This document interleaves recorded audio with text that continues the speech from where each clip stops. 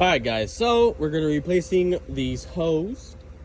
Alright guys, so we're going to be replacing this hose. It's actually located in the back right here, and it goes to the intake. As you see, there's a little nipple, so I got to take my intake off and then take out that plug so I don't have blow by, because right now I have blow by and it's leaking oil from that PVC location in the back.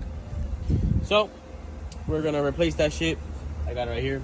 And then I also got the one that goes right here, but I don't need that one because I have the oil catch can. And then I have the main one that goes to valve cover to valve cover. So right now we're gonna take apart my manifold, take it out, and take out this intake and try to do everything. All right, guys. So you see, there is the port, and then the other port is right over there somewhere. So I took off everything. Pretty simple, pretty quick. So now I'm gonna put the hose on here, put the hose on the back, and I should have no more blow by. I might have a little bit of oil going into the plenum, but you know, it's always good to have a little bit lubrication, just a little bit.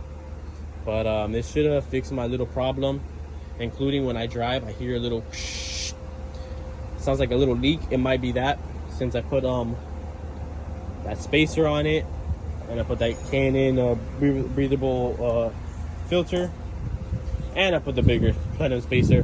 So I should negate using the plug, because there's a plug right here.